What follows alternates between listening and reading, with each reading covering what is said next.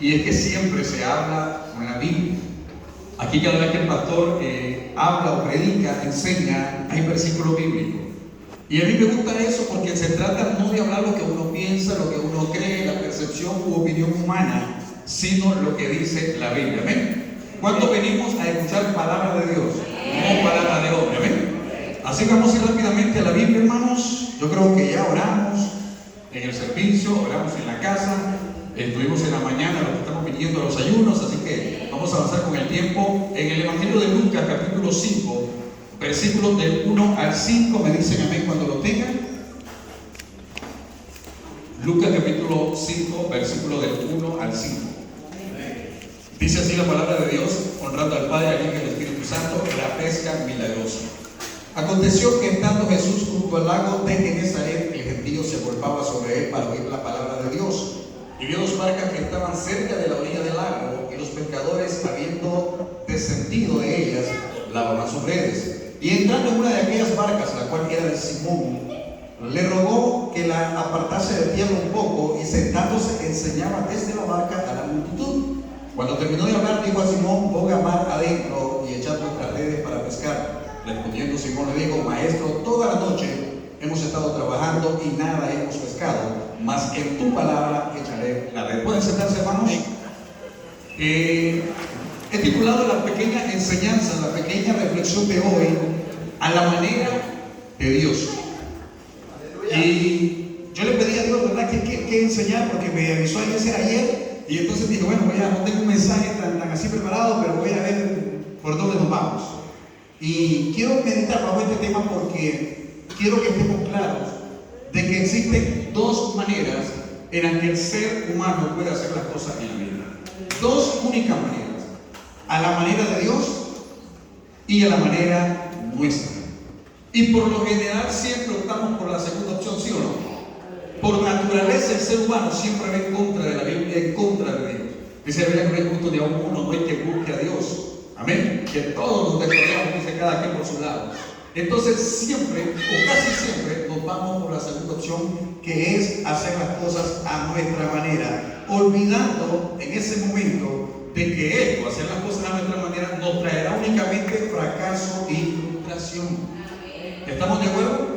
Dos maneras de hacer las cosas: a la manera de Dios y a nuestra manera. Si no, preguntémosle a los pescadores.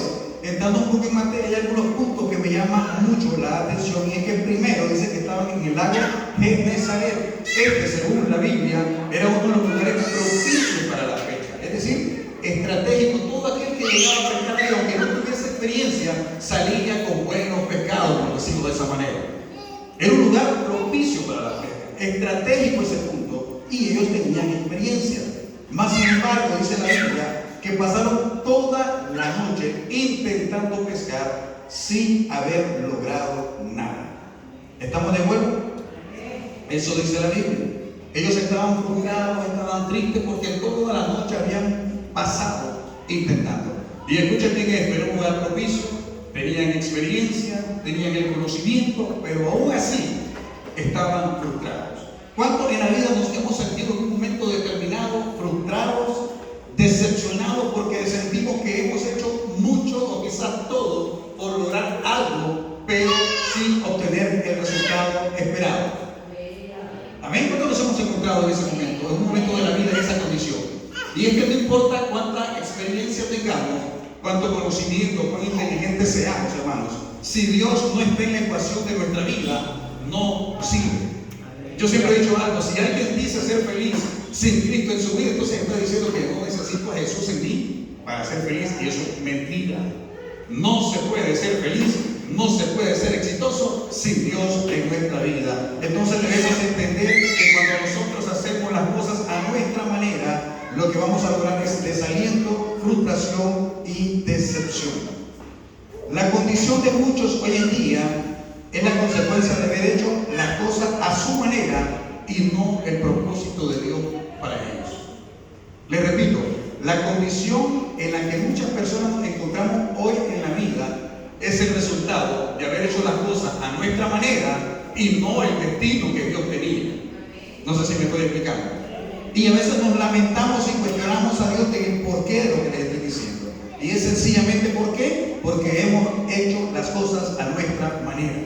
Quizás en el propósito de Dios hoy deberíamos estar mejor, en una mejor condición, pero hoy no queda más que simplemente lamentarnos por el lugar en el que estamos, siendo consecuencia de una mala decisión. Hay un versículo que me gusta en Proverbios, capítulo 3, versículos 5 y 6. ¿Alguien me lo encuentra rápido ahí? Proverbios 3, 5. Gloria a Dios. Fíjate en Jehová con todo tu corazón y no te apoyes en tu propia prudencia. ¿Qué es el otro? Reconócelo en todos tus caminos y Él enderezará tus veredas. Qué bueno que dice, fíjate de Jehová con todo tu corazón y no te apoyes en tu propia prudencia. Hermano, por naturaleza el hombre es orgulloso, es soberbio. Creemos que la sabemos toda, creemos que no necesitamos de Dios, creemos que no necesitamos orar y pedir dirección para tomar decisiones cruciales, relevantes. Y por ello es que muchas veces nos lamentamos y nos arrepentimos de haber hecho las cosas de esa manera. A veces se tiene matrimonio que se tomó basado en parámetros personales y no en la voluntad de Dios. Hay personas, y hay muchos matrimonios, que el matrimonio que tienen es el que se tomó basado en parámetros humanos y no en la voluntad de Dios, dejando como consecuencia esto, hacer las cosas a nuestra manera, o un divorcio, o lo que es peor, el decidir mantener el matrimonio por la apariencia, por el testimonio, por la imagen o por el qué dirá la gente. ¿Por qué? Por hacer las cosas a nuestra manera. O sea, escogí a la persona en base a mis parámetros, que tiene que ser físicamente así. Es que yo quiero a una mujer que tenga un título profesional. Es que yo quiero una mujer que sea blanca o que sea morena. Y comenzamos a elegir en base a nuestros parámetros humanos y no a la voluntad de Dios. Y esto trae como consecuencia, como les digo, o un divorcio porque vieron que no era la persona que Dios tenía, o mucho peor, querer mantener el matrimonio simplemente por una imagen, por el testimonio, por el que dirá la gente, y eso lo único que hace es amargar a la persona, porque un matrimonio es para ser feliz, no para amargarse la vida. ¿Estamos de acuerdo en eso? Por eso dice, fíjate de Jehová con todo tu corazón. Es decir, cuando vas a decidir algo importante, ora a Dios, confía en Él, no en tu propia prudencia. El principio de la sabiduría dice la Biblia que es el temor a Dios, es temer hacer algo que no vaya acorde a la voluntad de Dios. Amén. Muchos hoy en día son prósperos económicamente. Decidieron quizás un negocio considerando la magnitud de ganancia o lo lucrativo que iba a ser pero hoy no están en la iglesia. ¿Estamos de acuerdo? Hicieron las cosas a su manera porque quizás es una oportunidad de negocio, vieron aquí sí la voy a hacer, esto sí me va a dar mucha ganancia, y quizás no era la voluntad de Dios. Dios sí quiere prosperarnos, pero dice la Biblia que la voluntad de Dios, la bendición de Dios es la que enriquece y no añade tristeza con ella. Un trabajo que te aleja de Dios no es de Dios. Un negocio, por muy próspero que sea, por muchas ganancias que te deje y tu nivel de vida sea elevado, si te aleja de Dios, no viene de Dios. Y olvidamos lo que la Biblia dice en Mateo capítulo 6, versículo 19 al 21. No os hagáis tesoros en la tierra, donde la polilla y el orín corrompen, y donde los ladrones minan y hurtan, sino haceos tesoros en el cielo, donde ni la polilla ni el orín corrompen, y donde los ladrones no minan ni hurtan, porque donde esté vuestro tesoro, ahí estará vuestro corazón. Hermanos, cuando hacemos las cosas a la manera nuestra, nos va mal. Debemos aprender a hacer las cosas a la manera de Dios. ¿Por qué no tendemos a hacer eso? Porque nos cuesta. Porque hacer la voluntad de Dios no es fácil, pero es necesario. Y la única manera de hacerlo es buscando su rostro, buscando su presencia, buscando esa intimidad con Dios. ¿Amén? Yo siempre he dicho algo, hay cosas a veces que me cuesta entender. Estamos viviendo tiempos difíciles y los estamos viendo por todos los lados, por todas las formas de comunicarnos o de informarnos. Estamos viviendo tiempos difíciles y aún así somos tan indiferentes a la presencia de Dios. A veces nos acomodamos con agarrar la Biblia a todos los cultos y venir a la iglesia y creemos que el cristianismo se resume o se limita a eso. Yo siempre me he preguntado, y casualmente ayer en el grupo hablamos con los hermanos, yo les decía, si hay 80 personas en la iglesia, cuando muchos 20 están sirviendo, Pero ¿qué pasó con las otras 80 personas? ¿Creen que el evangelio solamente agarrar la Biblia en cada punto y venir? Y ya está, en mi casa soy cristiano. No, hermanos, todos tenemos una responsabilidad. La iglesia, para que crezca, tenemos que entender que todos somos llamados a hacer algo.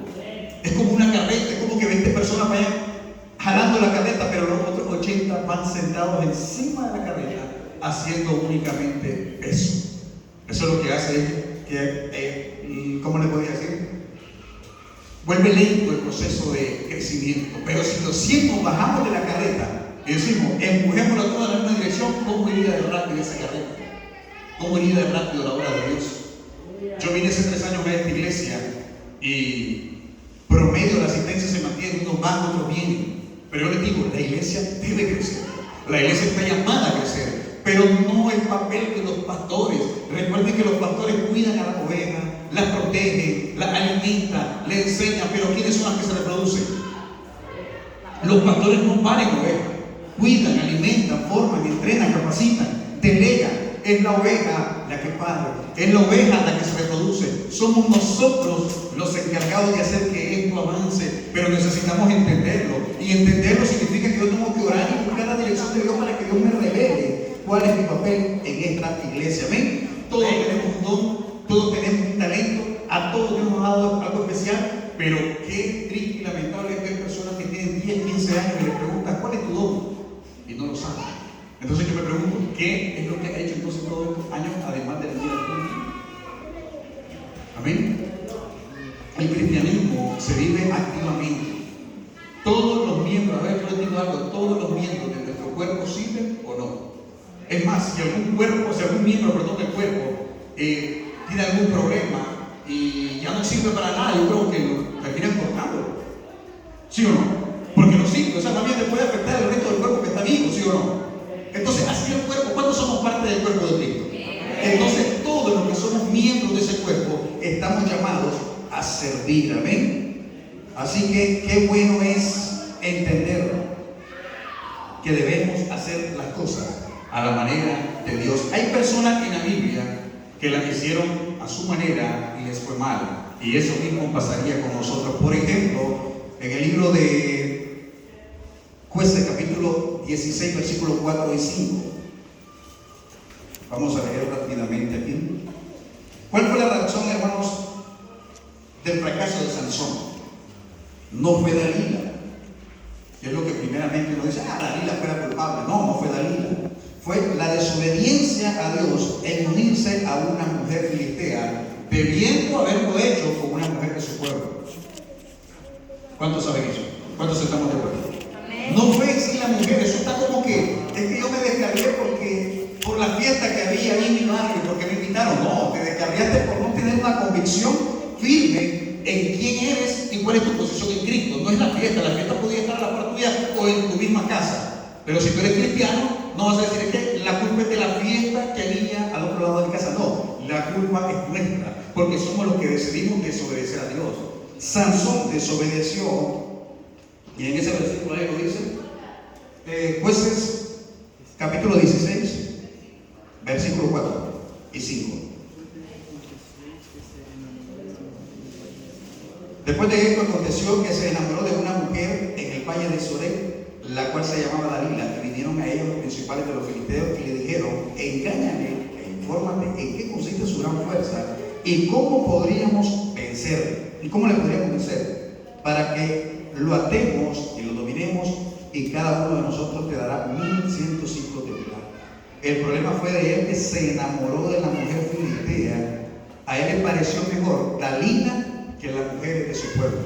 A nosotros nos parece mejor lo que el mundo ofrece muchas veces que lo que tenemos en Dios. Y terminamos perdiendo la bendición de Dios por un plato de lentejas, por cualquier cosa. ¿Cuánta gente se ha descarriado de los caminos del Señor por una fiestecita? Porque es que estaba en una reunión con los compañeros del trabajo, ustedes saben, viene diciembre y teníamos que echarnos unos traguitos sociales, y ustedes saben que no quería hacer el ridículo del grupo, y entonces terminé cediendo, como decía Juancito, y la agarramos de abajo, tu vaso.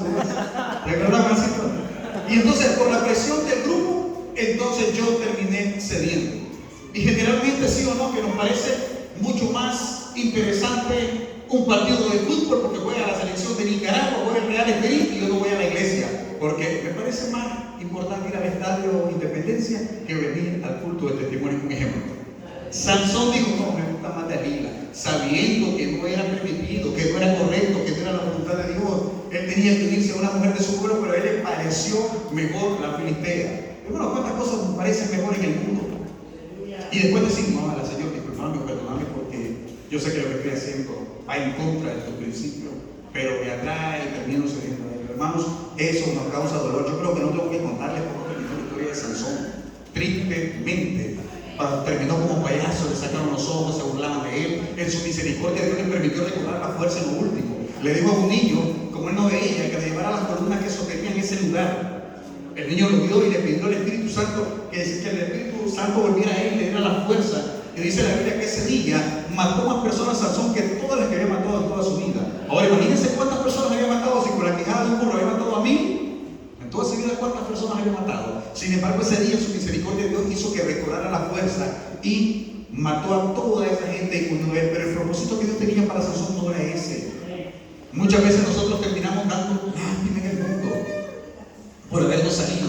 Yo conozco gente, hermano, que un día decíamos, lo conocimos, decíamos, qué bonito le servía a Dios ese hombre, qué bonito le servía a Dios a esa mujer, cómo Dios lo usaba. Pero hoy te da lástima cómo viven en el mundo, porque todo aquel que se aleja de Dios, hermano, yo siempre he dicho algo. Hay un versículo que a mí me marcó hace muchísimos años, Jeremías 2:19, que dice: tu maldad te castigará y tu rebeldía te condenarán. Ve pues cuán malo y amargo es el haber dejado tú a Jehová tu Dios y faltar mi temor en ti, dice Jehová de los ejércitos.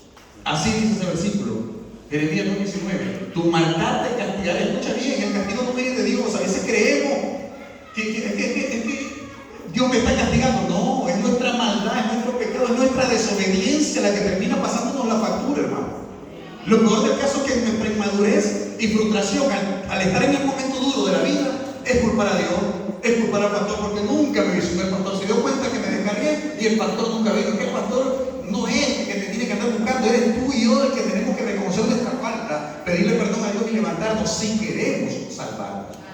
Si no, cobardemente nos quedamos ahí, pero las consecuencias van a llegar. Ese versículo es uno de los más fuertes para mí. Tu maldad, no Dios, te castigará. Y tu rebeldía, Dios no te va a condenar, son nuestras rebeldías, te condenarán. Sabe pues, dice, y ve cuán bonito, dice allí, cuán dulce, cuán malo y amargo. Pregunto, ¿malo y amargo es algo agradable?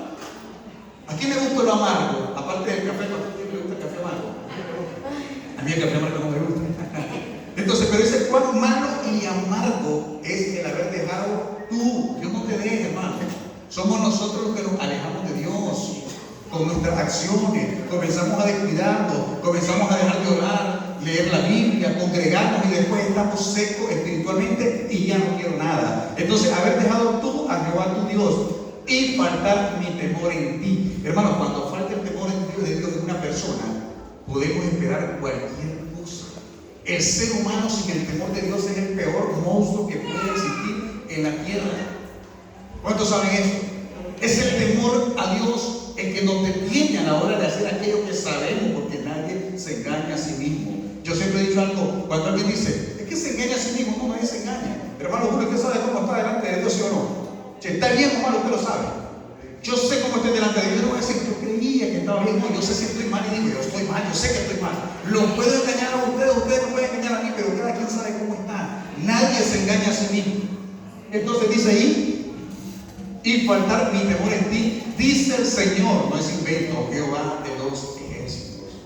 Hermanos, no dejemos que el temor de Dios se vaya de nuestra vida. Cuidemos nuestra relación con Dios. Yo he aprendido a orar aún cuando no quiero, aún cuando solo oro 5 minutos. ¿Y qué digo yo? Bueno, voy a orar 10 minutos, orar 15 minutos. Ahora yo digo, las cosas pasan por algo en la vida del ser humano.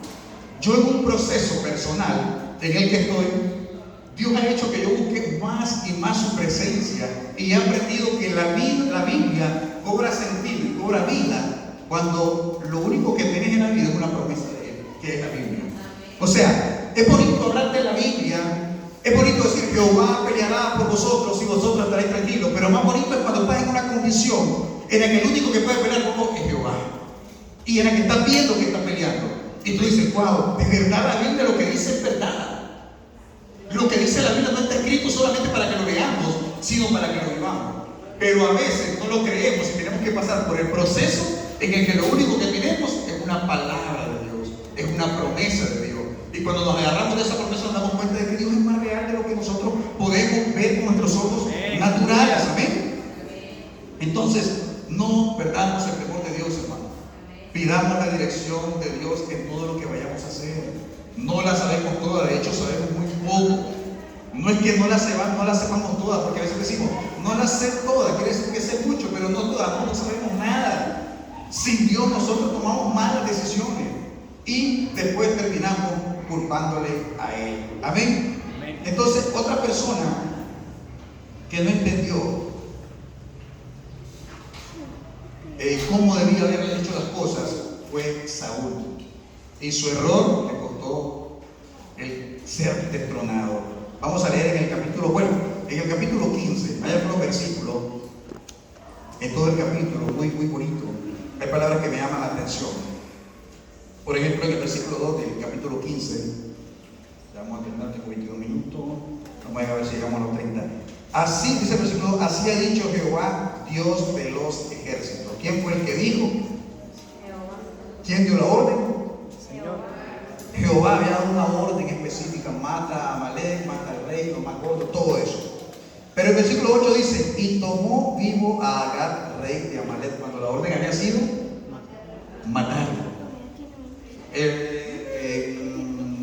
Samuel, 1 Samuel 15, la orden era matarlo, pero dice Samuel, dice Saúl, perdón, dice ahí la Biblia, y tomó vivo a Agag, rey de Amalek, pero a todo el pueblo mató a filo de espada. Es decir, que hubo una obediencia parcial. Obedecía a Dios, porque él dijo que matara a todos. Maté a muchas personas, maté casi a todo el pueblo prácticamente. Obedecía a Dios, pero dice, le salvé la vida al rey. Entonces él obedeció parcialmente. Hermanos, ¿qué datos somos a hacerle caso a Dios en alguna parte? En lo que me gusta, en lo que me parece, pero en lo que me duele, ahí como que está difícil.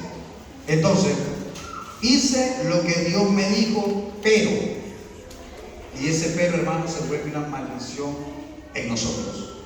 La intención que Saúl tenía, quizás no era malo, porque él quería ofrecerlo, él perdonó lo más gordo para ofrecerlo en sacrificio.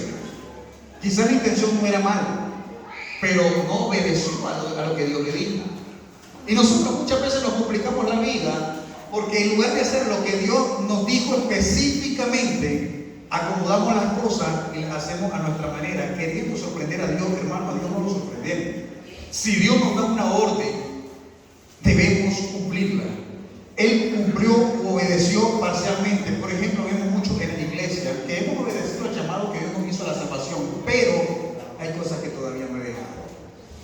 Dios me dijo, mira, yo quiero que te apartes para mí, que te consagré, porque yo quiero usarte. Entonces, ok, yo me estoy consagrando, yo estoy orando, yo estoy leyendo, pero hay resentimiento en mi corazón. Hay falta de perdón en mi corazón. Hay hermanos que a mí no me agradan en la iglesia, hay hermanos a los que yo les tengo envidia, hay hermanos que no los tolero, que cuando los veo siento que el estómago se me revuelve. Entonces estoy santificando, me estoy orando, estoy congregando, me estoy leyendo la Biblia, estoy predicando. Pero hay cosas en mi corazón que no están bien. Esos son los peros de nuestra vida. Yo obedecí a Dios porque aquí estoy en la iglesia hoy y estoy predicando lo que se me encomendó. Pero ¿cómo está mi vida realmente, hermanos? Dios quiere una obediencia total. Por eso Él dice, obediencia quiero más que sacrificio. Lo que estamos viniendo a los ayunos, estamos sacrificando la carne. Sí, porque estamos dejando, por lo menos en mi caso, que yo no ayudaba porque estaba trabajando y aún, aunque lo podía hacer en el colegio, en el trabajo, pero no lo hacía. Yo estoy acostumbrado a desayunar todos los días del mundo, todos los días. Sin embargo, ahora que estoy en ayuno, entonces yo estoy sacrificando la carne porque sabe que por 21 días no va a desayunar. Entonces, eso es un sacrificio. Pero Dios, más que ese sacrificio, quiere obediencia de mi parte. Porque a Dios los sacrificios no lo impresionan. Por eso Él no dice obediencia, quiero más que sacrificio. Hermano, Saúl hizo las cosas a su manera. Él dijo, voy a sorprender a Dios. Él me dijo que matara al rey, que matara a lo mejor y todo, pero lo voy a salvar. Él hizo las cosas en base a su sabiduría. Hermano, ¿cuánto le vamos a ganar a Dios? Los mejores pensamientos y las ideas más extraordinarias que puedan surgir en nuestra mente no se comparan con nada de Dios. Si Dios es grande, es perfecto, si Él dice vete por aquí, es por ahí, no es que bueno, voy a irme por aquí, pero me voy a ir cruzada, no, es por donde Él dijo, si queremos que nos vaya bien. De lo contrario, vamos a terminar mal, Ya para terminar, Mateo capítulo 19, versículos 16 al 30, está la historia de aquel joven rico. Qué privilegio más grande el que tuvo ese joven, haber conocido a Jesús personalmente. Y algo que me llama la atención es cuando Jesús le dijo a él que lo siguiera. Qué tremendo. Hay un contraste ahí, por ejemplo, el endemoniado quería seguir a Jesús y Jesús que le dijo, no, quédate y ve y di lo que yo hice. O sea, hay personas a las que Jesús les dijo, no venga conmigo, ve y di lo que yo hice. En este joven rico le dice que lo siga. Entonces, sin embargo, este joven, cuando Jesús le dijo que vendiera todo lo que tenía y lo diera a los pobres, no es porque Dios o porque Jesús lo quería vivir en miseria, no es porque él lo quería ver fracasado, sino porque él quería enseñarle que para seguirle era necesario despojarse de lo que era más importante para él. El joven conocía la ley, dice que desde pequeño había cumplido todos los mandamientos, los había guardado, él conocía la palabra. ¿Y cuántos estamos en esa condición? No, yo conozco la Biblia, hermano, yo conozco mucho. Es más, yo cumplo la Biblia, cumplo los mandamientos. Pero cuando Jesús le dijo eso, dice la Biblia que el joven se fue triste. Este joven perdió la salvación porque nunca se vuelve a mencionar más en la Biblia. Él se fue y perdió la oportunidad que Jesús le estaba dando de invitarlo a seguirle. ¿Por qué? Porque no estuvo dispuesto a renunciar a aquello que ocupaba el primer lugar en su corazón y seguirle. Sino que él se aferró. Hermano, yo te pregunto hoy en esta noche para terminar, porque estamos hablando del primer punto. Después podemos hacer las cosas a la manera de Dios, yo no quiero hablar, pero ya no hay tiempo. Quiero terminar diciéndote lo siguiente: ¿qué cosas en nuestra vida están ocupando el primer lugar en nuestro corazón? Que nos están impidiendo ver su rostro. Gracias. Nos están impidiendo poder experimentar la gloria de Dios en nuestra vida. ¿Sabes? Yo te digo algo, a veces Dios permite que pasemos por procesos difíciles para que de esa manera reconozcamos que necesitamos volver a la fuente de toda verdad que es Él. Hay momentos en los que creemos que nuestra vida está tan relajada, tan tranquila, no me hace falta dinero, no me hace falta comida, estoy sano, el negocio va bien, todo tranquilo.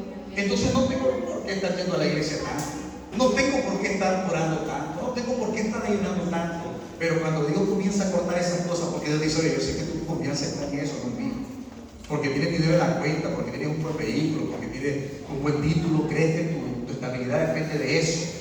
Y a veces Dios nos tiene que quitar todo para que entendamos que el todo de nuestra vida es Él. Amén. Escucha bien esto: a veces Dios tiene que quitarnos todo en lo que confiamos para enseñarnos que Él es el todo en nuestra vida.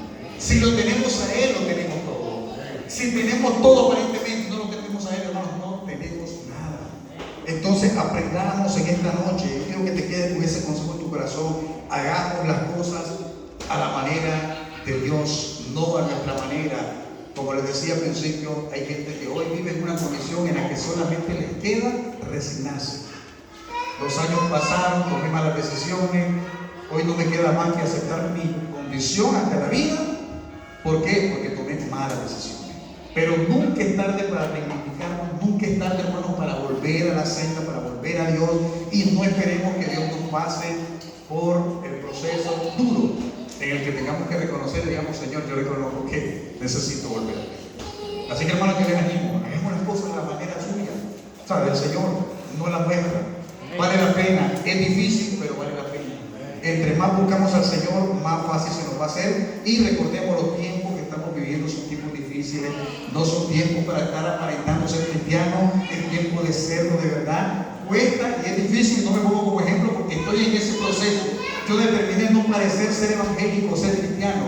Determiné ser un verdadero cristiano. Es difícil, sí, pero se puede. Ahora te digo algo: si ser cristiano es difícil, imagínate enfrentar la vida sin tener a Jesús en tu corazón. Es mucho más difícil. Si llevar la vida cristiana es dura, o mejor dicho, si la vida aún con Cristo es dura, imagínate siguiendo. La ventaja es cuando lo tenemos a Él nos ayuda, Él nos fortalece, Él pelea por nosotros, Él nos saca en victoria. Pero nosotros, ¿a quién vamos a clamar? ¿Estamos de acuerdo? Amén. Así que yo espero que esta pequeña reflexión, ni tan pequeña, haya sido de mucha bendición, hermano. Les voy a pedir que se pongan sobre sus